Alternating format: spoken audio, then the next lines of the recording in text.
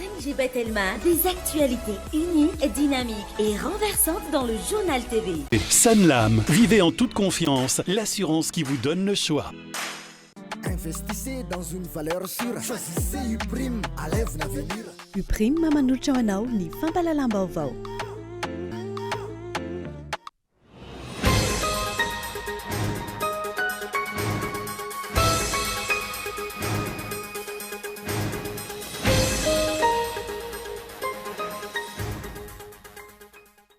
Tsy araka ny fanarahana tamponina sy ny tompon'andraikitra eny fotony vozotra ny fanamboarana. Lalana migodana no torohota anatin'ny komuna Botrolomahitsy.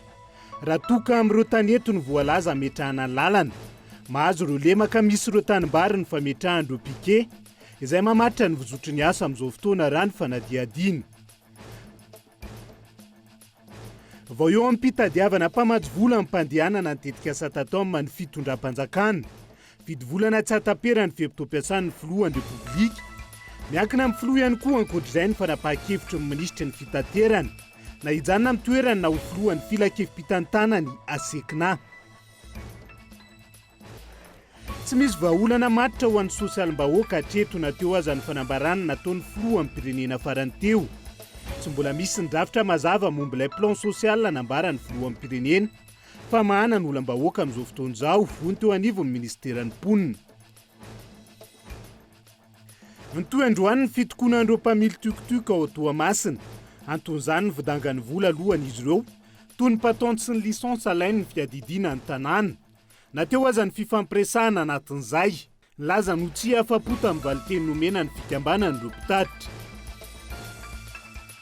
Any velany anatin'ny fahasahiranana amin'izao fotoan'ireo Sirianina nitsoaka ny ady tany Siria, ary mifindramonina any amin'ny sistany izay ivon'ilay horohorontany goavana farany teo. Sahirana amin'ny fivelomana fa indrindra amin'ny fonenana izy ireo, noho ny fahasimbana nateraky ny horohorontany. Ny antsiprian'izay.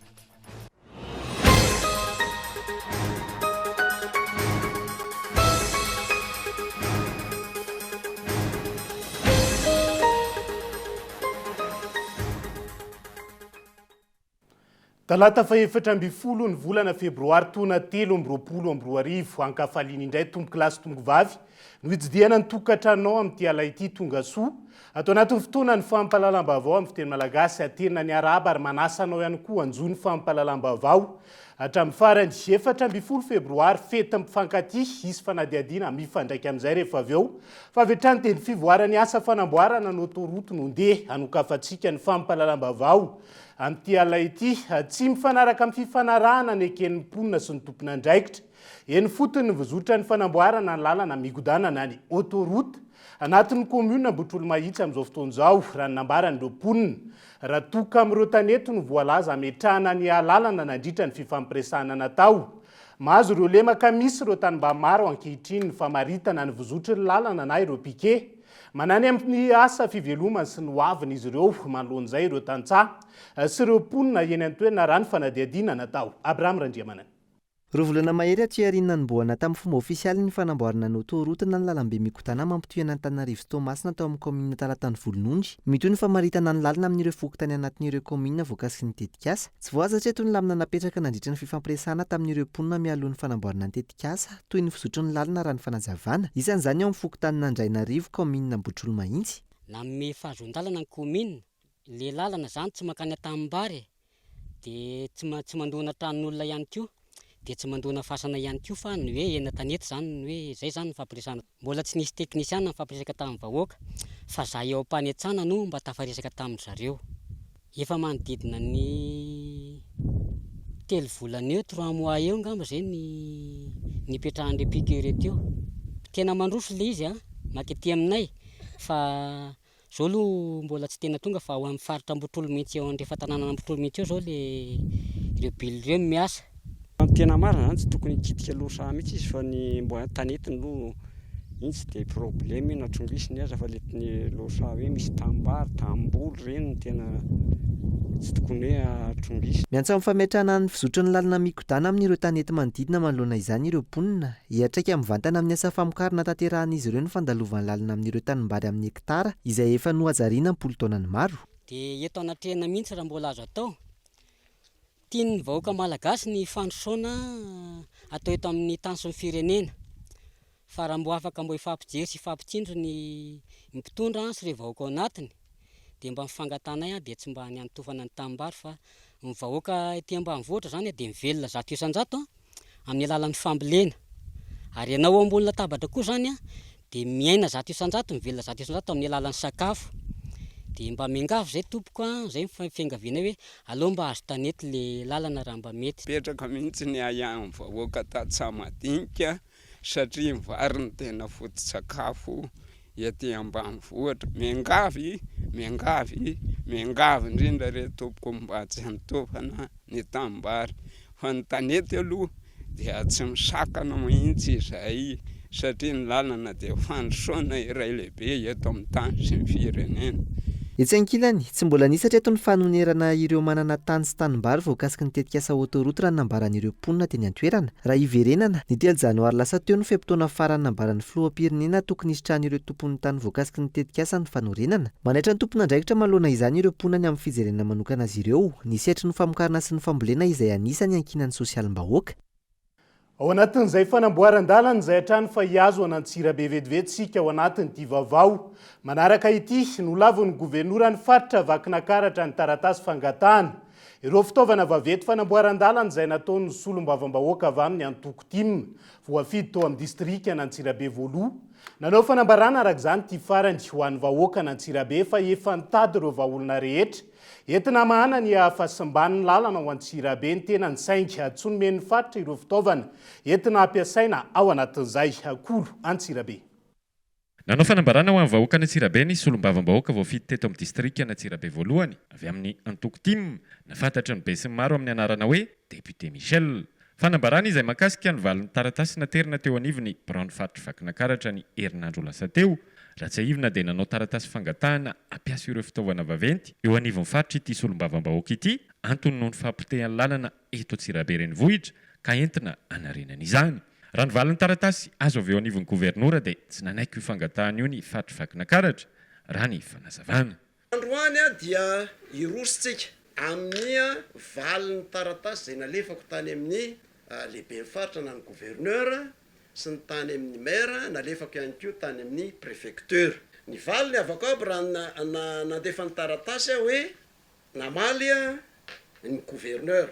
Dia rehefa namaly ny gouverneur dia napetra ny ato hoe manana ny calendrier andry zareo ka tsy afaka ny anome andreo fitaovana lehibe ireo fanamboaran-dalana na reo engin ireo. Ty le izy zany namaly azy izy.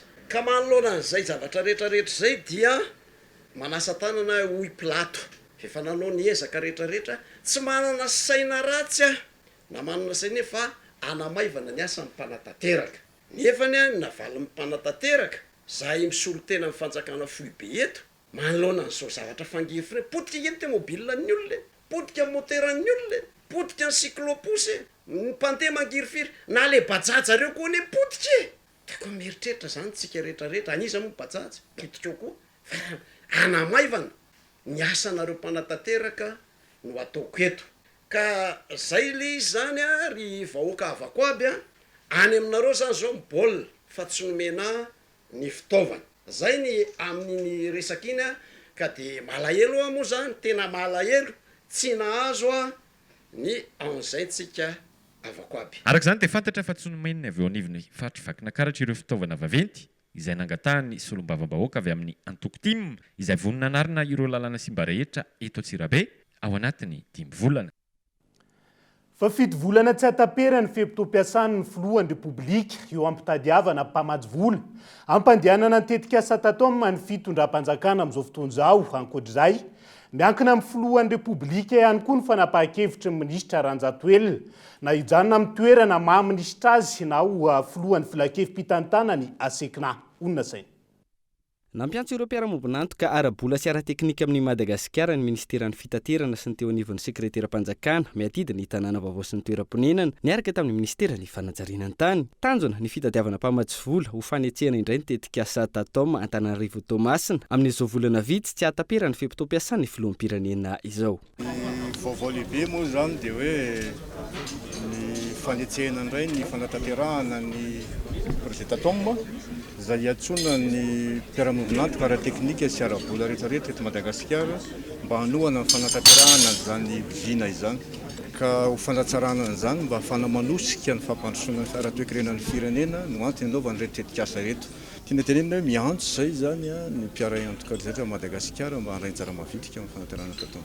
Angamba tsy ny calendrier mamahy antsika. Zava-dehibe indrindra dia ny fotodrafitrasa izay hoentintsika. Ny calendrier amiko rehefa tonga io ny fotodrafitrasa tonga ny mpamatsy vola zavatra za tsy miteny hoe pitsopitsony fa zany zavatra rehetrarehetra zany efa voaman'ny teknisianina daholo zany pitsopitsony lazainao zany fa tsy eto no iresaka hoe am'izao ny vola hoentina manatanteraka azy mbola tsy vitantsika ny dinidinika amin'ny mpamatsy vola aleoloha vitsy zay. Tsy mbola fantatra treto na isy na tsy ny mpiara-mombonantoka amin'ny fanatanterahana ity tetikasa ity, antony tsy mbola nilazany ny solon-tena-panjakana ny tety andro mety hanombohan'ireo asa lehibe. Ankoatra ny lalam-pirenena faharoa iantsonan'ny mpamatsy vola ihany koa ny famelomana indray ny lalam-by Antananarivo Tomasina raha ny fanazavana izay vonaina hitatitra entana arivo taona na isan-taona. Isan'ny mpiara-mombonantoka nanatrika izany ny JICA izay nanambara fa eo am-pijerena izay ho tanterahana. Donc, comme vous savez... Araka ny efa fantatrareo, mandray anjara mavitrika amin'ny fanitarana ny serana Tsambony Tomasina izahay ary mitro ny asa amin'izao. Eo ihany koa ny asa tanterahinay amin'izao fanamboarana ny tetezana miisa roa amin'ny lalam-pirenena faharoa fa mbola eo am-pijerena izahay amin'izao ny hoe inona no azo atao ho fampandrosoana ny Antananarivo renivohitra. Développement urbain de Antananarivo. Ankoatra izay nanararoatra ny fahitanany ministra ny fitaterana ihany koa ny mpanao gazety androany momba ny raharaha asekina. Ny ministra Ranjatoelina Roland izay voafidin'ireo ministra ny fitaterana aty Afrika ho filohan'ny filankevim-pitatana ny Agence pour la sécurité de la navigation aérienne en Afrique à Madagascar na ny asekina. Araka ny fitsipika anatin'ny asekina tsy maintsy mametra pelana izay ministra mandray ny toeran'ny PCA. Hinka vasotsika izy indray tiany sembola antanina amiko mbola veriko anareo zay sy ny président miresaka aniny ary za milaza aminareo zay zavatra tiako atao no ataoko satria zany lany ankehitriny foloan'io zavatra eo mijery nantota taratasy rehetrarehetra fa raha tianareo ary mbola teneniko azoko afangaro raha tiako atao zay nanaovako anareo hoe miakina amin'ny filoham-pirenena raha ozy amin'ny filoham-pirenena hoe mbola misy zavatra maikilako anao ato anatin'ny gouvernement tsisy olana mihitsy zany ty resaka ty tsy Madagasikara tsika Madagasikara tafiditra anaty continent africaine de continent africaine no arovantsika ary azaresahana tsony le hoe ahoana mosa statut zavatra manaraka zany zava-dehibe ao anatin'io ny asa fa tsy ny hoe aiza afaka mipetraka any Paris afaka mipetraka eto Antananarivo hatramin'izao aloha eto Antananarivo ary tsy ala eto Antananarivo. Andrasana araka izany ho fanapa-kevitry ny filoham-pirenena momba ity toerana azo ny Madagasikara eo amin'ny asekina ity sy no tombontsoa azo ny firenena amin'ny maha-malagasy ny filohan'ny filankevim-pitantanana. Maro zany tetikasa mbola hitadiavana mpamatsy vola zany fa hijanao anatin'izay asa pitaterana izay any sika fa ho any amin'ny tapany avaratry ny Oskosa indray mampitombo ny fahasahiranana iainan'ny vahoaka ny faratsiny lalam-pirenena amin'izao fotoana izao, mitombo ny fotoana sy ny vola lany eny an-dalana ho an'ireo mpitatitra kosa indray. Mivadika fa tiantoka ny fandrarana anatin'ny seha-pitaterana ankehitriny, saika ny lalam-pirenena rehetra no mila fanamboarana haingana hoy izy ireo, hitsonjovana ny fiainam-bahoaka sy ny asa fandrarana ho an'ireo mpitatra. Nela Ranevson. Telo hatramin'ny efatrandro no hanaovana ny lalana mampitohy Antananarivo sy Diego amin'izao fotoana raha ny fitaranan'ireo mpitatitra. Maty antoka tanteraka izy ireo manoloana ny fahapotehan'ny lalana, mitombo ihany koa ny lozam-pifamoivoizana mitranga amin'ny lalam-pirenena noho ny fahasimban'io lalana io. Zay manao transport tana Diego ary ny lalana amin'izao tena amin'izao izy fahavaratra zao aloha tena ratsy tsy afianiny. Amin'ny arainy 4 tena ratsy indrindra moa ny arainy 6 zany antara Ambondromamy Ambanja tena manahirana maro ny voka-dratsy ny voalohany aloha fahasamban'ny materiel zany dia ny fahataran'ny dian'ny mpandeha zany anisan'ny voka-dratsy satria mitombo ny dépense indrindra moa zany tena voka-dratsy ny tena ratsy indrindra ny accident satria amin'ny faratsy ny lalana malama zay zany tena voka-dratsiny satria rehefa malama moa zany ny lalana mety hitarika ho any accident Efa misy ny tetika asa fanamboarana any Ambilobe Diego saingy amin'izao vanim-potoana ny fahavaratra izao sahirana ireo mpitatitra rano fanazavana. Tsy mahavelona ny fianakaviana intsony raha ny asa fitanterana vokatry ny fiafaratsy ny lalana hoy izy ireo. Fahitako izy manokana aloha ohatra ny efa miasa rô ao fa mbola tsy de misy raha tsara loatra fa za ndraiky efa mahita ro entrepreneur kolasy migirigirata amin'ny lalana fa tegna mbola ratsy be. Zay amizay taloha ohatra Ambilobe Diego zay magnano 4 heures de temps fa amizao fotoagna 6 heures de temps tegna 6 heures de temps. Misy momana ao zegny magnano transbordement satria zegny ka marere malegny tapaka mihitsy lalana tegna tsy afaka andiana. Ny karakara zegny izy. Tegna ratsy tegna mety tsy avlomantegna ka sara misy fagnamboarana mare donc la tegna ratsy. Taloha tegna miasa mbala mahazo vola hely zegny koatra ny versement de smooth. Fa amizao fotoagna tegna zara mahazo vola ny gasoil, tegna zara mahazo vola ny gasoil. Saika ny lalam-pirenena rehetra ankehitriny no tsy misy fanamboarana mety araina vokatry ny faratsy ny lalana avokoa na ireo ampitatitra na ireo mpandihy. Tranga izay misy fiantraikany betsaka amin'ny fiainam-bahoaka ka mila fandraisana andraikitry ny ampitondra. Akoatra ny fantiantoka ateraky ny fahasimban'ny lalana, manao ny ataony noho ny tsy fampiny ny fanaraha-maso ihany koa ireo mpitandro ny filaminana eny amin'ny lalana. Ao anatin'izay tsy ampitaterana izay hatrany fa hiverina eto andrenivohitra vetivetsika ao anatin'ity fanadiadiana manaraka ity. Miaina anaty fatiantoko ireo fiara fitaterana eto andrenivohitra manoloana ny sarandarana sy ny viditsolika amin'izao fotoana. Raha ny fanadiadiana natao tamin'ity androan'ity miaina hatrany ny versement isan'andro. Antony mahatonga ireo kooperativa tsy hoentitra intsony amin'ny fanaraha-maso ireo fiara fitaterana izay nangataka ny sarandalana ho 700 hatramin'ny 800 ariary hatrany Amboaloha. Avitino kolona. 8 volana taorian'ny fiakaran'ny viditsolika tsy mbola tafarina hatramin'izao ireo fiara fitateram-bahoaka eto andrenivohitra. Manoloana ny sarandalana napetraka ho 900 ariary. Miaina hatrany ny vola ampidirina na ny versement iray andro ho an'ireo mpitatitra. Ankoatran'ny viditsolika, nahitana fiakarana hatramin'ny 100 ireo kojakoja ikarakarana ny fiara. Raha ny zava-misy iainana amin'ny resaka fitaterana amin'izao zany dia tena niaina 100%.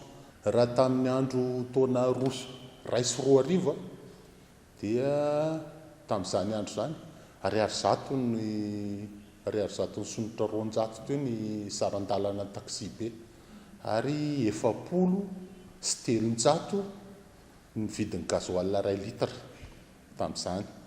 Amin'izao 10,000 latsaka kely gasoil dia tokony otrinona zany ny sarandalana. Anjara tsirairay ngamba manao règle de 3 an'izay. Menaka anisan'ny manao an'io zay isaky ny isam-bolana vidange zany ny ataonay dia tsy maintsy misolo ny menaka. Raha menaka vidinay 2,000 ny litre amin'izao efa manakaiky ny 3 ny litre amin'izao.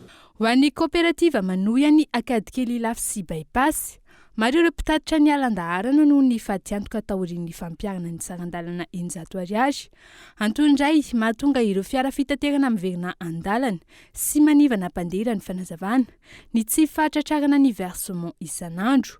Eo ihany koa ny fanenjehana ny viditsolika mandritra ny tontolo andro. Ny safidy ny tsy hoentitra amin'ireo mpamily araka izany, ny kooperativa izay efa nangataka ny sarandalana 700 na 800 ariary tany am-piandohana. Tena be dia be. 7 ny anay tato amin'ny kooperativa onja aloha nijanona. Ny fepetra ataonay aloha amin'ny kooperativa dia lasa tsy dia tena manenjana intsony izahay. Raha anisan'ny nanenjana izay teo aloha teo. Ary na ny zavatra izay efa nampandrosonanay raha ohatra teny hoe ny fiaranay rehetrarehetra misy GPS, fantatray daholo ny zavatra mitranga atao anatin'ny kooperativa raha ny tomobile sy porofona zany eo.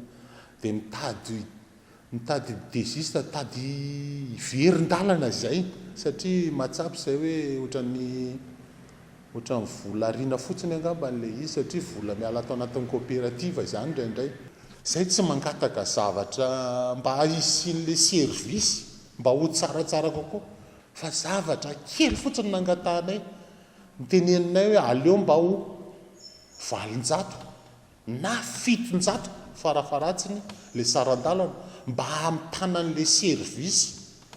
Hatreto tsy mbola misy ny vahaolana anatiny mifanaraka amin'ny olan'ny fitaterana eto Antananarivo renivohitra, fitaterana izay miantoka ny andavanandron'ny mponina. Velotaraina manoloana ny faty antoka amin'ny sarandalana ireo mpitatitra. Tsy any amin'ny laharam-pahamehana amahana ny olana hatrany no vahaolana roson'ny mpitondra toy ny fanafarana ireo bus moderne. Tsy aivina, efa intelo matoana no nanova ny fanehon-kevitra ny fitondram-panjakana manoloana ity fampanantenana ity izay tsy laharam-pahamehana ho an'ny fitaterana eto andrenivohitra izany. Fehiny dia isan'ny sehatra marary ny asa pitaterana amin'izao fotoan'izao fa nivoaka tamin'ity androany ity ihany koa ny didim-pitsarana momba ny raharaha. Any PNF mavoasaringotra Andrôly Mercia migadra 30 volana ity minisitra teo aloha ity ary voasazy ny fitsarana niaraka taminy ihany koa ny vadiny filohan'ny repoblika teo aloha Voangy Rajaonarimampianina sy teratany vahiny iray onona sainy. 30 volana an-tranomaizina sazy miantra miampila mandeha rota-pitrisa ariary no sazy azy ny Andrôly Mercia na Yari Laurent Rahadjasson momba ilay raharaha PNF na ny Pôle National Financier. Didim-pitsarana izay tsy mahafapo ny fianakaviana ka ampiakatra amin'ny dingana ambony izy ireo. Somary nibitsibitsy ny fitsarana da nansarotra ny fihainoana azy. Nolazaina fa meloka Andriamatoa Andrôly Mercia dia nosaziana 30 mois d'emprisonnement ferme plus 2 millions d'ariary d'amende ferme dia miaraka amin'ny didy fisamborana. Ilay teratany vahiny antsoina hoe Raphaël Albaladejo dia mitovy tsy misy valaka amin'ny sazin'Andriamatoa Andrôly Mercia ny sazy azony. Tsy maintsy misy fampiakarana ka tsy maintsy misy fampiakarana satria raha manaraka an'le raisonnement juridique nasehoko teo amin'ny fitsarana hatramin'izay nareo dia mahita hoe tsy misy heloka mihitsy amin'ny raharaha io na dia kely aza. Voasaringotra amin'ity raharaha ity ihany koa ny vadiny filoha teo aloha Voangy Rajaonarimampianina. Nivoaka ny didika voapanga ihany koa izy noho ny firaisana tsy kombakomba. Rehefa nahazo an'ireo la information izay nanaovany témoignage tany andafy ireo Andriamatoa Andrôly Mercia dia olona maromaro no natonony nanontaniany hoe nanaovany recoupement zany. Anisan'izany ny vadiny filoha raha ny filazany zany anisan'izany ny vadiny filoha tamin'izany fotoana zany. Iny moa izy nametraka hoe fa maninona no be da be n'olona nalehako, misy mpitsara, misy tompon'andraikitra ambony teto amin'ny firenena fa maninona no vadiny filoha no lazaina fa ndraiky kombakomba taminy raharaha io. Dia entrika teo ny didim-pitsarana nosaziana ihany koa nolazaina fa meloka ny vadiny filoha teo aloha dia nosaziana heritaona an-tranomaizina sazy miantona sy lamande 1 million d'ariary sazy miantona ihany koa. Tsy mbola misy fiatsarany ihany koa hatramin'izao ny toe-pahasalamana Andrôly Mercia raha ny nambarany fianakaviany androany. Ngadona tanindrazana ny filohan'ny repoblika tonga ihany koa iny ny sazo an'ny vadiny rehefa avy eo tsika mbola naraka fanadiadiana mahakasika ny fetiny 24 febroary fa miodikodina ampitoerana ny fanjakana tsy misy vahaolana matotra ho an'ny sosialim-bahoaka. Raha ny zava-misy ankehitriny no jerena na teo aza ny fanambarana izay nataon'ny filohan'ny pirenena farany teo. Nanambarany teo anivo ny ministeran'ny mponina fa tsy mbola misy ny drafitra mazava momba ilay plan social izay nambarany filohan'ny pirenena fa hamahana ny olam-bahoaka ankehitriny. Henri Florian. Taorian'ny fanambaran'ny filoha Andry Rajoelina farany teo nandritra ny fanokafana tamin'ny fomba ofisialy ny fitaovam-pambolika azo tany Ilaka Est Vatomandry fa atsahatra ny fanaovana foto-drafitrasa hitodika amin'ny fanatsarana ny fiahinana ny sosialim-bahoaka ny fanjakana ary hidana kianja avokoa ireo minisitra tompon'andraikitra isan-tokony. Tsy mbola hita soritra mazava izany hatramin'izao fotoana izao raha ny zava-misy no jerena ho ny mpitarika ny hetsika randrana sindikaly vahaolana ambany orona sy foezaka ary tsy miamaly ny tena filan'ny vahoaka no hita hany ka tsy misy azo antanena raha ny fanazavana.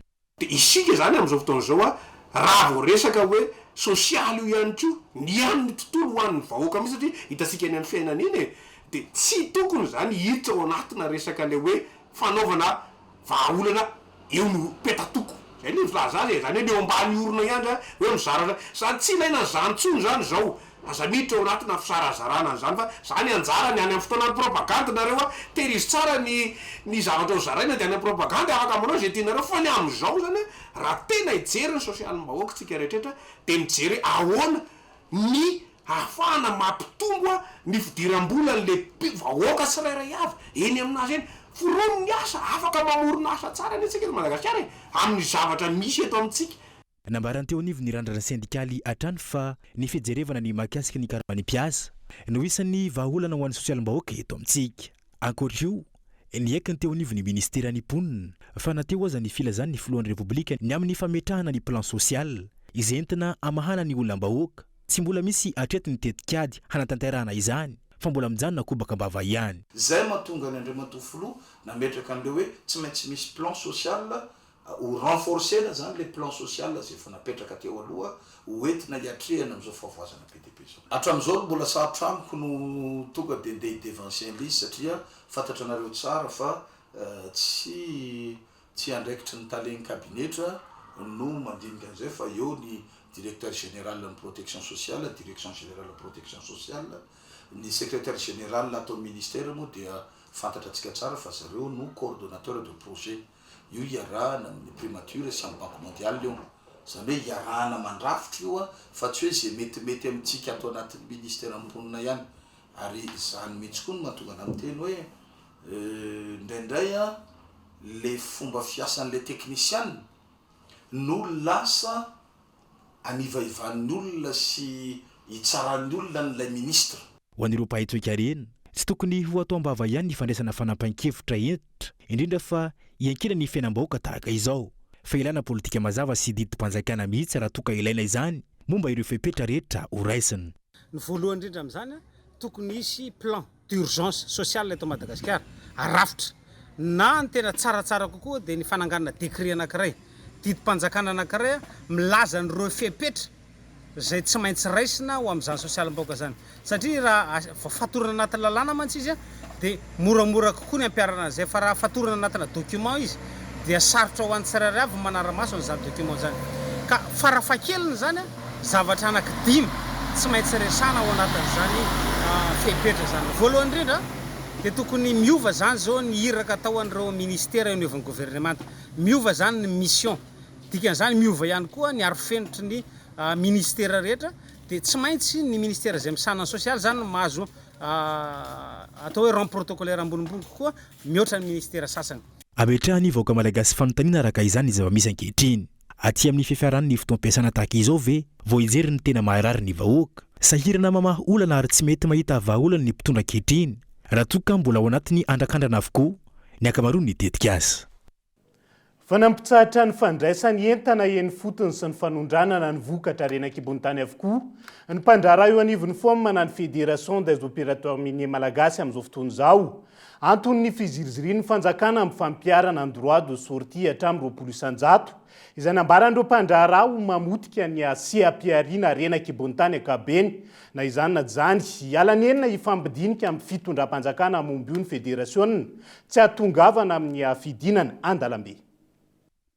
Taorian'ny fampiarany fitondram-panjakana ny droit de sortie 12 hatramin'ny 20 isanjato takina amin'ny fanondranana ny vokatra renan-kibony tany nanomboka ny volana janoary teo. Miato avokoa ny fandraisana entana sy fanondranana ny vokatra renan-kibony tany ataon'ny mpandraharaha eny anivon'ny FOM na ny fédération des opérateurs miniers malagasy. Zara raha misy orinasa roa na telo voafatry ny fifanarahana sisa no manohy ny asa ankehitriny. Niato tokoa ny fividianana entana, niato ny fanondranana.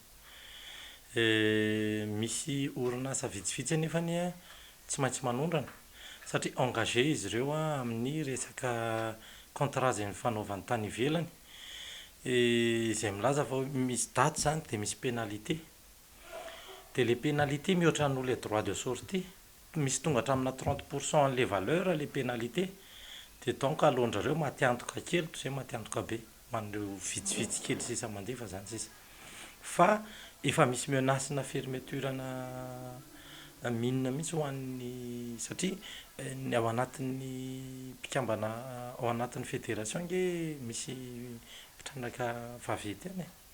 Na izany na tsy izany, ialanenina ifampidinika amin'ny fitondram-panjakana, momba izay ny fédération tsy hatongavana amin'ny fidinana an-dalambe. Nampatsiahivo ny filohan'ny fédération des opérateurs miniers malagasy ny fanjakana ihany koa, fa tafiakatra 12 sy 300 tapitrisa dolary isan-taona ny vola vahiny, entin'ny mpandraharaha amin'ny sehatry ny renan-kibony tany ho an'ny firenena ka tokony ho jerena. Ankoatra izay ireo karazan-ketra samihafa izay alohan'ireo mpandraharaha. Mialanenina amin'ireo etapy rehetrarehetra izay mba tsy hidirana amin'ny resaka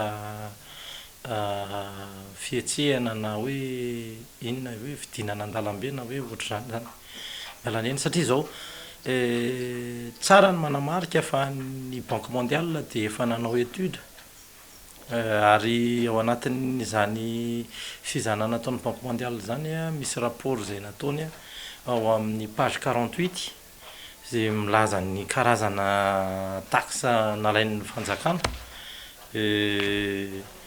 entre 32 à 42% ny chiffre d'affaires ka na fanjakana raha maty antoka amin'izao fotoana zao satria tsy mandray an'io rehefa voraborahana ny etra alohan'ny mpandraraha anankiray ao anatin'ny sehatry ny arenakibony tany dia misy hatramina 70 mahery.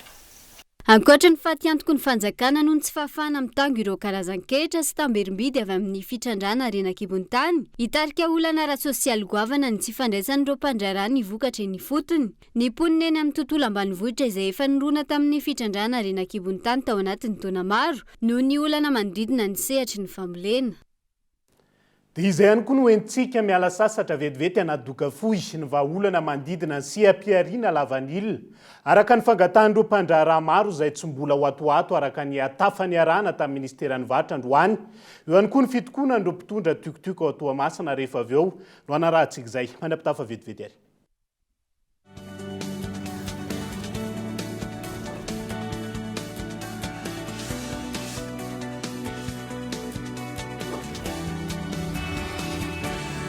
Dia amin'izao Saint-Valentin zao mety azo weekend ho an'ny mpifankatianareo. Misy fanontaniana ve? Za. Mba andefaso ny vola kely za s'il te plaît mandeha manakô. S'il te plaît. Vola miaraka aminao amin'ny Saint-Valentin. Ny enina hatramin'ny 13 febroary mandefasa vola miaraka amin'ny description tikanao ary mahazo 1 million d'ariary anaovanao weekend ho an'ny mpifankatia. Tsindrio haingana ny dièse 111 étoile 1 étoile 2 dièse na ampiasao ny appel vola na messenger vola. Dia mirova tena razonareo ilay weekend ho an'ny mpifankatia.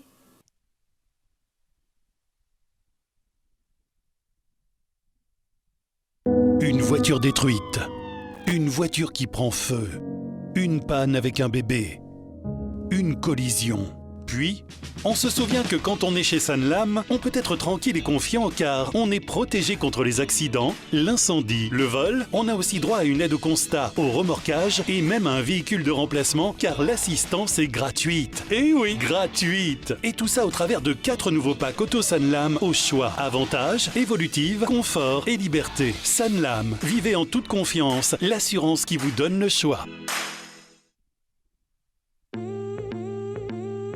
Reko fa afaka baky ianao raha sefy hianatra izy mbola tsy haiko aloha hatreto mieritreritra hoe hanao fianarana ny sy tsy mena mitaha amin'izany ny prime zany ny orinasa ngeza ary matoky azy sady tena mora faraka izay mora ny écolage ny prime tamin'ny 2007 defa nisy donc azo antoka ny azahoana ny baka plus ara-dalàna tsara mihitsy ny diplôma flera BTP fa miankina aminao foana ao ny gestion sy ny management sa ianao tsy te hitantany orinasa mba vainty za te hanao commerce marketing dia inona ny tsakanesana amin'ny prime paramédico communication droit anao ny soa fa za mionina amin'ny voté 3 misy iprime madoly zay ale andrangà tanantsirabe tamaga majoenga mpampianatra betraike fa zatra raha dokotera professeur magistrat sekolo manara-penitra ny sady mampazoto mbola tsisy nianatra tato ka lasa jolam-boto mba jereo anefa lasa ministra zao rakoto raha soa lasa zisketaka lasa radoko enao sisan'indrasana fizaha efa tao iprime raha te ho tafa ohatranay zao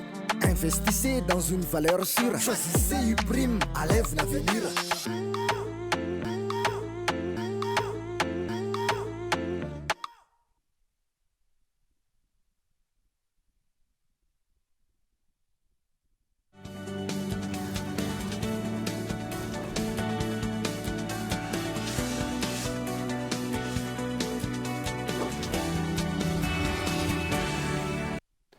Tapany faharoa amin'ny fampalalam-baovao amin'ny fiteny malagasy mamerina ny araba ho antsika rehetra mbola miara-dalana aminay amin'izao oro izao. Anokavantsika izay dia miaiky manoloana ny tsy fahaizana mandrindra sy ny tsy fahitana vahaolana mazava. Manodidina ny siam-piariana lavanilina amin'izao fotoana ministry ny vatra androany. Nanomboka tamin'ny fampiarana ny fameram-bidy indrindra ny vidiny lavanilina $900. Eo amin'ny tsena iraisam-pirenena hatramin'ny fanjifana ny vokatra ho an'ireo tantsaha. Mipetraka olana hatramin'ny androany olana izay nahilika any amin'ny mpandraraha indray amin'izao fotoana izao. Fitino kolona. Resaka lavanilina moa no resahantsika ekena fa mandalo crise ny lavanilina malagasy. tsy mividy ny lavanila voaomana ny mpandrarà nahazo agrément. Misy ihany ny mividy fa tsy araky ny tokony ho izy kely ny tonnage novidin'izy ireo hatreto. Araka izany, ny aiky sy fahatombanana tamin'ny paikady napetraka amin'ny seha-pirenena lavanila, ny ministry ny varotra androany nandritra ny valandresaka ny fanaovana tamin'ny mpanao gazety. Raha ny tsikaritra nandritra ny fanio-kevitra ireo tompona andraikitra eo anivon'ity ministera ity, saika faniliana andraikitra no ny ibahana. Ny mpandrarà no ambaran'izy ireo ho tomponantoka amin'ny fikatsoan'ny raharaha rehefa tsy nanaraka ny vidiny $400 napetraky ny ministera. Tokony hovidiana ny lavanila eto toerana nomena fotoana hatramin'ny omaly alatsirainy 13 febroary ireo mpandrarà mpanondrana anome ny lanjan'ny lavanila hovidiny avy amin'ny fahazoan-dalana nomena azy. Vita zay dia omena 15 andro izy ireo manomboka androany ividiny lavanila mifanaraka amin'ny agrément azony. Araka izany, raha ny fanalalana no angatahan'ireo mpisehatra, fanerena sy jadona no apetraky ny ministera tompon'andraikitra, terena ireo mpandrarà misy 20 nahazo agrément hividy ny lavanila eny fotony amin'ny vidiny apetraky ny fanjakana io. Hatramin'ny androany, nasesilany aza ny filanjana Sorabavety nanerana ireo distrika mpamokatra lavanila eto amin'ny tsika, izay nitaky ny fanalalana sy famelana ny mpandrarà ifampiraharaha amin'ireo mpamboly amin'ny vidiny lavanila. Tsy ny hainy ny ministera. Andrasana araka izany ny zava-misy eny fotony manoloana ity fanapa-kevitra ity, ny mpamboly izay efa maro noho ny varim-pananana noho ny tsy fisian'ny hanikoanina araky ny efa notanterana teto amin'ny fampalalam-bavao nandritra ity fotoana ity. Maro ny fanotaninana nitikitika ny mpanao gazety momba ity seha-pirenena lavanila ity, toy ny hoe ahoana ny fomba nantanterana ny roadshow. Ary izay ve no hitan'ny ministera fa vahaolana amin'ny zava-misy ankehitriny? Inona no andraikitra raisin'ity ministera ity manoloana ny fidangana ireo entana ilaina amin'ny fiainana andavanandro ankehitriny sy ny maro hafa, saingy tsy navelana metraka fanontaniana ny mpanao gazety noho ny antony tsy fantatra mazava. Fampizahantany miisa 990 niaraka tamina paquebot iray no nitsidika ny tanàna ny Toamasina omaly taorian'ny fitsidiana ataon'Ozobe. Raha tonga tamin'ny 9 maraina tamin'ny 4 ora tolakandro ny fotoana ny angan'ny paquebot tao Toamasina niazo an'i Saint-Denis la Réunion. Gaëtan Andriatsilavo. Omaly tamin'ny 9 maraina no nigadina tao Toamasina ilay paquebot Costa Deliciosa mitondra mpizahatany miisa 990 ary ahitana membre d'équipage miisa 770 sy 700 raha niala vao Nosbe. Nitsidika ny tanàna ny Toamasina izy ireo nandritra ny fotoana nijanonany tao an-toerana. Je viens voir la façon de vivre de Madagascar, le pays. Tonga aho hijery ny fiainana eto Madagasikara sy ny firenena satria manana fianakaviana ny aina tao Antananarivo nandritra ny 3 taona aho.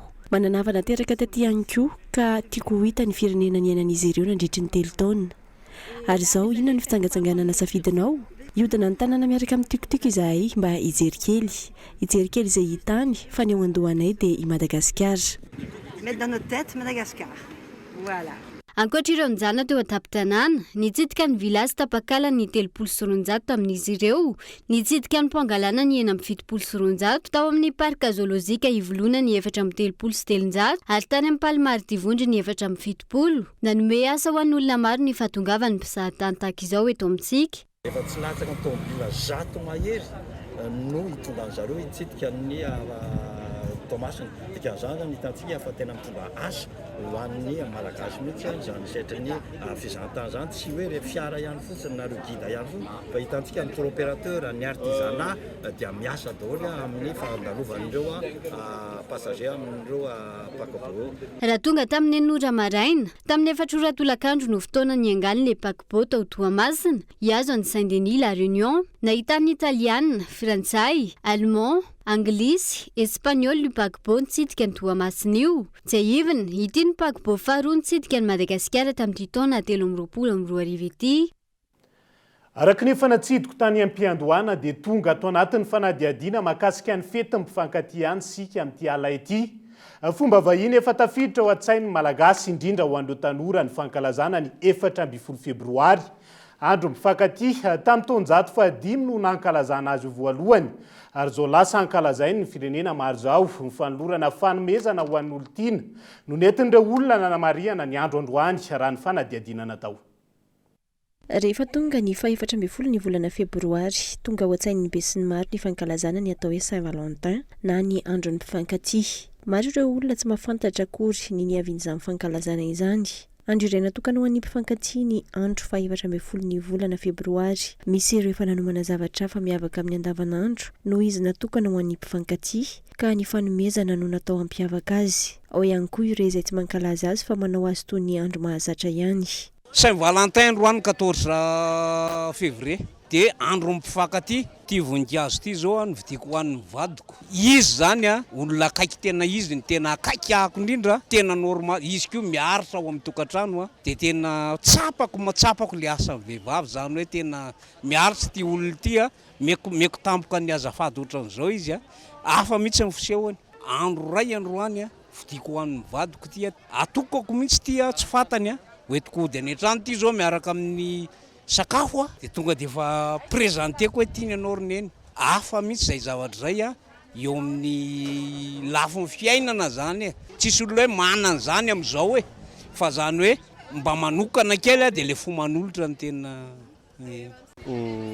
no manana ho an'ny olo-tiana efa nisy prévu fa sendra mba nandalo ty de hijery fleur hijery voninkazo satria voninkazo marika ny misy zany fankatiavana misy zavatra fonosiny be ao anatin'le izy miavaka satria ny azy ny kadony tonga aloha surprise anazy efa tany an-trano efa vidy tany an-trano anazy. Ankilany, tsy nahitana fiakara ny vidin'ireo voninkazo ho ireo mpivarotra fa noho ny fahasarotan'ny fiainana ankehitriny ny hena ny mpanjifa azy amin'izao andro ny mpifankaty izao raha ny fanazavana. Misy zany izy fa vitsy raha hoe oharina amin'ny isa-taona satria ohatrany hoe mialafo ngamba le fiainana miamafy de aleon'ny olona atao zavatra hafa de tsy de mazaka betsaka ny olona ohatrany hoe client zany zao taloha raha makasy 50 pièces ny olona ray de lasa 30 20 vidiny mitovitovy ihany. Taloha ary izy zao nefa malafo 7000 ariary. Zao izy nefa 5000 ariary maximum. Tsy atahorana satria tanao hoe varitra zany risque foana. Azonao risque foana varitra de risque hoe fivelomana de tsy maintsy atao zany hoe manomana fotsiny mba betsabetsaka ny rose de zay tsy lany amidy amin'ny hoe Saint-Valentin ohatr'izao anaovana commande-n'olona couronne ohatr'izany. Voninkazo tsy simba vetivety. Raha ny tantara amin'ny ankapobeny, misy karazany roa ny tranga niseho tamin'izany 14 febroary izany. Voalohany, ny 14 febroary tany Roma, tao Via Flaminia, nahaterahan'ny Saint-Valentin, pretra sy martyra. Ity farany izay novonoina ary notapahan-doha tamin'ny andron'ny Claude César rehefa avy nanao fitsaboana maro. Ny faharoa, ny 14 ny volana febroary tany Terny, fety lehibe nataon'ny Saint-Valentin. Rehefa avy nokapohina nandritra ny fotoana ela ka nogadraina. Ny sasakaly ny ho andro notarina miafina avy tao am-ponjy izy ary notapahan-doha. Arak'izany, tsy fantatra mazava treto ny tantara ny avian'izany Saint-Valentin izany. Fantatra kosa fa ny taonjato fahadimy no nankalaza izany voalohany ary ny Papa Gelasios voalohany no nametraka izany. Tany am-piandohana natao izany fankalazana izany anehoana ny fitiavana ny olona akaiky toy ny havana, ny namana ary ny mpiray tanàna. Taty aoriana, niova tanteraka ny fankalazana ny andro ny mpifankaty ny 14 ny volana febroary. Niparitaka tamin'ny firenena maro io fankalazana io nandritra ny taona maro ary isan'izany Madagasikara. Ekena fa miavaka ny androany fa isan'andro ihany koa dia afaka anehoana izay fitiavan'izay avokoa amin'ny teny mamy sy ny rehetrarehetra. Fa tafiakatra 2 alina ariary ny kilao ny henan-kisoa eny anivon'ny tsena maro eto an-drenivohitra amin'izao fotoana izao. Antony fampiakaram-bidy ataon'ireo mpamigady izay tsy maintsy miantraika amin'ny vantana amin'ny vidikena eny anivon'ireo tsena maro ihany koa amin'izao fotoana izao. Daniela Mino Arso. Samy manararoatra mampiakatra ny vidin'entany avokoa ny tsirairay avy amin'izao fotoana. Voakasika izany ny henan-kisoa izay tsy mitsahatra misondrom-bidy, miainga nampahatra raha ny fitarainan'ireo mpivarotra. Antony tsy maintsy ampiakaran'ireto farany ny vidiny iray kilao amin'izany ho 2 alina ariary raha 7,2 izany tamin'ny taon-daza. Ny tena cours normal zany izy eo tamin'ny heritaona tamin'ny 2022 moa zany 3,1 ny fankalana. Tamin'izany izy mbola 2,1 de niakatra 3,1 ny fankalana azy eny Apahatra. dia tamin'ity taona amin'izao zao izy zany zao efa lasa 504 sy ray alina ny any Ampahatra. Le izy aloha zany ny antony tena fiakarany raha ohatra hoe ataony tombatomba na tsy dia miankina hoe any amin'ilay akora le izy fa le grossiste mihitsy zany ohatrany hoe manararoatra satria raha voe zany vita le fety dia misy fotoana le kisoa hoe tsisy kely dia tonga zareo dia mapakatra le prix nefa tsy metraka any an'le akora le izy zany hoe raha miakatra ny akora dia normal zany hoe tokony hiakatra le izy fa le izy tsy dia metraka any an'izay fa le ao Ampahatra ao grossiste mihitsy zany manararoatra. Ny henan-kisoa eto aminay lafolafo mihitsy satria tsy dia izay mahatonga zao fa ny grossiste na izay mpivarotra ary zao mijaly satria taloha zay mamalangy kisoa roa zao ila kisoa no laninay satria tsy takatry ny olona tsony. Vokatra izay fiakarany vitikena izay miaina ny fa efa mividy ny roponina. Saka vahoaka tsony mihitsy le izy fa tena lafo loatra vidy hena fefany zany ianao tsy mahavita paraparivon'ny andro fa ny atoandro ihany raha hena fefa fotsiny ary zany dia ny hariva tsisy fa tsy maintsy mividy laoka hariva indray ianao. Raha taloha mividy 1 kilo dia zao fa mihena fefa ny sisako kefa lasa avy telo hena vidiny hena taloha nge zao ny kilao amin'ny hena amin'izao fotoana na hen'omby na hena kisoa na saosisy. Ho an'ireo mpivarotra hani-masaka, ny fatran'ny hena masaka amidy no ahena ahafahana manenjika ny maskarena. Misy fiatraikany aminay tsy fikarany vidiny entana zany na ny hena na ny vary misy fiatraikany amin'ny zavatra amidina eto satria ny mpividy tsy mahasahana ny eo asonitra ny vidiny entana fa zay iny ihany ny zakany dia misy fetrany tsy azo ferana zany le hoe atao lafolafo le entana nefa tsy mety zakan'le olona izy le vidim-piainana mihitsy zany laza sara dia zakan'ny olona tsony raha mbola misonitra le asonitra fa zay manena fatambarinay fotsiny mahena sisa fa misonitra daholo ny maskarena rehetra zany amin'izao fotoana izao. Niakana vidiny hena kisoa fa hena fotsiny mifatrany zany hena sy takany taloha raha misy didiny hoe efatra zany taloha atao telo satria izay nanaovana azy fa raha vao manasonitra vidy ianao dia tsy zakan'le olona mihitsy. Raha mitoy ny fiakaram-bidy, ahina tsy nakeny intsony ny ankamaroan'ny malagasy sy raha nambaran'ireo mpivarotra. Malohan'izay, miantso ny tompon'andraikitra mahefa, hijery fotony ny fanararaotana sy ny zava-misy ny tsirairay. Ny tompon'andraikitra izay efa nilaza fa hidiny fotony, ka naramaso ireny vidin'entana ilain'ny mponina amin'ny andavanandro ireny, saingy tsy hita ny fiantraikan'izany, manoloana ireo zava-misy eny an-tsena. Lafomba vao hafa kosa indray dia nitanterahana teny anivon'ny oniversitena Antananarivo androany ny fionana sy ny fanomezana fiofanana. Ho an'ireo mpitarika ny fikambanana eo anivony mahafamina ny fitambaram-pianatra ambaratonga ambony, mpiasa sy mpandraharaha avy amin'ny faritany Antananarivo miray. Tanjona ny ananana mpitarika manana traikefa sy fahaiza-manao manokana amin'ny fitantanana ny fikambanana. Nela Ranevson. Ilaina fahaiza-mitantana sy fizarana traikefa ny fitondrana fikambanana indrindra ho an'ny tanora raha ny fanazavana. Amin'ny alalan'ny fiofanana sy ny fizarana traikefa amin'ny samy mpitarika no ahafahana mampitombo izany. Fivondronan'ny fikambanana maro ny fikambanana mafami na ny fitambaran'ny mpianatra ambaratonga ambony, mpiasa mpandraharaha avy amin'ny faritra Antananarivo miray harany fanazavana. Hita ao avokoa ny fikambanan'ny mpianatra ambaratonga ambony sy ireo mpiasa, ireo mpandraharaha ary ireo mainty milaly avy amin'ny faritra Antananarivo. Fanana leadership ho an'ireo hoe mpitarika fikambanana izay mandrafitra ny mafami zany.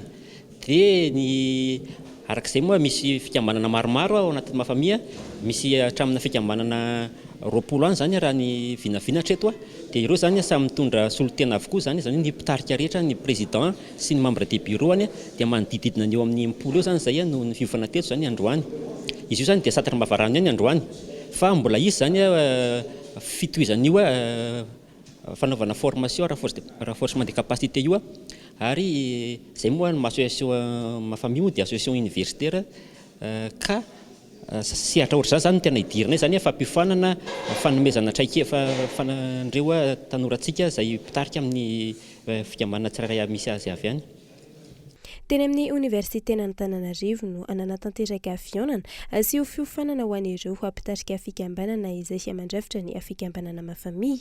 Raha tsy ivina, tsy manohana antoko politika ny fikambanana mafamia fa mandray anjara amin'ny raharaham-pirenena, tanjona ampandrosoana ny Madagasikara.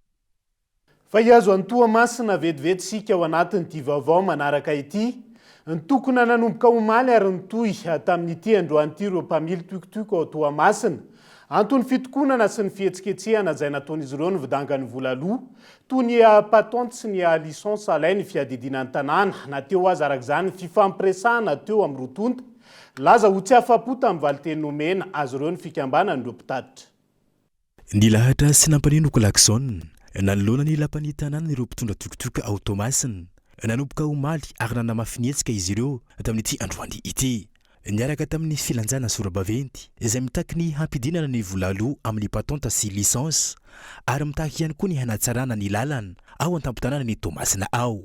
Nateo aza ny fandraisan'ny tompon'andraikitra ny solon-tenan'ireto mpitondra tokotoka ireto tsy nahafapo azy ireo ny fampiresahana raha ny fanazavana. Ny hetsika zany natao dia zavatra mazava ny zavatra tadiavinay zany hoe ampidino ny licence ny patente amboaro ny lalana dia alohanay ara-dalàna ny etra. Zay zany no fitakina zany natao maly. Isorana aloha ny tompon'andraiky mpanjakana teto Tomasina satria nisy ny ampiralahina tanteraka zany no nanokafana ny ady-hevitra kanefa kosa nateo azy zany dia ny hevitra samy manana ny azy dia somary ny enjakenjana ihany ny ady-hevitra zay nandeha tao. Ary atao hoe misy ihany ny zavatra vokatry ny ady-hevitra kanefa mbola tsy mahafapo zany. Ny fiakaran'ny volaloha miopampana no anton'ity fitokonana ity raha ny fanazavana trany. Marioko moa zany fa ny patente zany manodidina ny 300 000 ariary eo zany dia 250 000 ariary par an. Ny licence kosa ny enana teo aloha tamin'ny fitondrana tany aloha zany 100 000 ariary io licence io izay niakatra 180 000 ariary amin'izao fotoana izao. Raha tamin'izany fotoana zany mbola vitsy ny tikitiky ny asa teto Tomasina dia mahatratra versement 30 000 hatramin'ny 35 000 ariary ny chauffeur ho an'ny patron zany. Dia amin'izao kosa nefa satria maro ny tikitika dia anidina 20 000 hatramin'ny 25 000 ariary ny versement. Manoloana zay zavatra zay ampiny ara-tsy-andalana dia sahirana tanteraka zany amin'ny fikojakojana ny tikitiky sy ny fandoavana ny volan'ny etra zany. Ao ihany koa ireo mpanao traite zay tena miady mafy mihitsy afanenjena volan'ny banky nefa ny aratsika malala ny fahasarotam-piainana zay misy amin'izao fotoana izao zay moa tsy manome tsiny hoe raha milaza an'izany fa mba tianay fotsiny i-comprendre zany ny rehetra manoloana zay zavatra zay. Raha ny fantatra misy 940 eo ny tokotoky miasa ao an-tampon-tanàna ny Tomasina amin'izao fotoana izao. Nilaza ireo tompontatitra ireto fa itony ny hetsika izay ataon'izy ireo mandra-pahisian'ny vahaolana iraisana. Vaovao ny toetry ny andro kosa indray dia mbola any amin'ny 5,000 kilometatra miala amorontsiraka Madagasikara amin'izao fotoana ny misy ilay rivo-doza Fredy ary vinavinaina hiditra aty amin'ny fahadranmasina Madagasikara amin'ny faran'ny herinandro na ny fiandohan'ny herinandro vaovao zao. Misy roa araka izany ireo rivo-doza miodiody ao amin'ny ranomasimbe Indiana ankehitriny. Tombanana ho amin'ity faran'ny herinandro ity any amin'ny voalohan'ny herinandro ho avy io no hiditra aty amin'ny faritry ny ranomasimbe Indiana ilay rivo-doza Fredy raha ny fampitam-baovao voavoaray avy amin'ireo mpamantatra ny mety ho toetry ny andro. Mbola tsy hisy fiantraikany amin'ny toetr'andro eto Madagasikara ny fisian'ity rivo-doza ity. Ray maso akaiky kosa ny fivoaran'ity rivo-doza ity manomboka amin'ny faran'ny herinandro. Doza Fredy any amin'ny faritra masina zareo Australiana no misy azy any manodidina 5,000 kilometatra miala amorontsiraka atsinanan'i Madagasikara moa no misy mifoibeny amin'izao fotoana izao. Tsara manamarika fa zareo Australiana no nanome an'io anaran'io ary tsy hiova intsony izay anaran'izay na dia hiditra aty amin'ny faritra masina misy atsika aza io rivo-doza Fredy io. Raraka ny vinavina dia izotra hiakandrefana izy ary any amin'ny faran'ny herinandro anohany na amin'ny herinandro ho avy io ny tombanana hiditra ato amin'ny faritra masina misy atsika. Ho arahantsika maso akaiky ny fivoaran'ny rivo-doza io ary asaina ihany koa ianao anaraka izay fivoaran'ny rivo-doza Fredy izay. Saika mivangogo kokoa aty amin'ny ilany andrefana sy ny morontsiraka avaratra andrefan'ny nosy ny orambaratra. Misy roa araka izany ny rivo-doza mivoatra ao amin'ny ranomasimbe Indiana amin'izao fotoana. Voalohany ny rivo-doza Dingany ary ny rivo-doza Fredy ny faharoa. Tsy atratran'ny Madagasikara ny rivo-doza Dingany ary vinavinaina ho levona an-dranomasina ihany koa izy ity. Zay tsara fiomanana tsy tapohan'ny loza mila miomana manoloana izay mety fiavian'ny rivo-doza izay sika fa maresaka iraisany pirenena kosa indray dia anatin'ny fahasahiranana tanteraka amin'izao fotoana ireo sirianina nitsoaka ady tany Siria ary mifindra monina any amin'ny sistany Zaïvo ilay horohorontany goavana faranteo. Sahirana amin'ny fivelomana fa indrindra amin'ny afitadiavana ny trano fonenana izy ireo no ny fahasimbana nateraky ny horohorontany. Maro arak'izany ireo nilaza hiverina ny Siria indray na eo aza ny tsy filaminana amin'ny ady any an-toerany. Manjidina ny telo tapitrisa ireo sirianina nisitaka ny fireneny no niady tany an-toerana ary nanorom-ponenana tany amin'ny sistany tato anatin'ny 10 taona izay. Maro amin'izy ireo no very sy potika fananana indray nandritry ny horohorontany goavana tany an-toerana ny herinandro lasa teo. Saingy tsy lahara-pahamehana ho any manam-pahefana Turka izy ireo ankehitriny. Nilaza ny hiverina ny Siria noho izany ny ampahany betsaka amin'ireo mpitsaomponenana ireo na mbola ankamatatra aza ny iveloman'izy ireo. Eo ihany koa ny loza mitata ho any an-toerana amin'izao fotoana. Ankilany, nisy fiantraikany betsaka ara-tsaina tamin'ireo ankizy any an-toerana iny horohorontany goavana indy. Maro amin'ireo ankizy no mbola mikorotan-tsaina amin'izao fotoana na efa zatra ny ady nisy tany Siria hatr'izay aza. Anatin'ny fahasahiranana tanteraka ireo mpifindra monina amin'izao fotoana, fianakaviana maro no mametra-panontaniana amin'ny hoavin'izy ireo ankehitriny. Tapitretreto ihany koa ny fotoanantsika ho an'ny androany, naiza misy anao. Akasitrany ianao tsy nisaraka taminay tao anatin'izay 9-10 minitra nitondrana ny fampahalalam-baovao zay. N'oublie jamais, horonan-tsary Amerikanina nivoaka ny taona 4 io indray no horonan-tsary hoentina amintsika amin'ity ala ity mirakitra tantaram-pitiavana mpifankatia iray. Izany hoe mifandraika indrindra amin'izao fetiny mpifankatia izao izy io saingy manasa anao tsy saraka amin'ny fahitalavitra kolo amin'ny toiny. Veloma tompoko.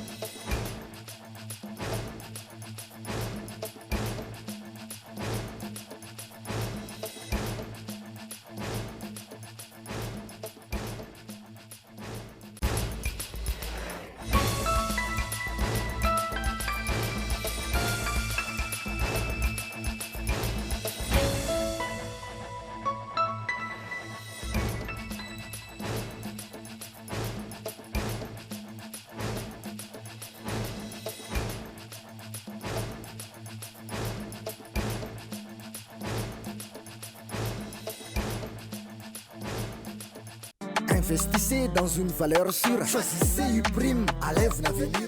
Naraina Tony, Fampalalam-Bavao, miaraka tamin'ny Uprime. Vous a présenté Ni Vavao.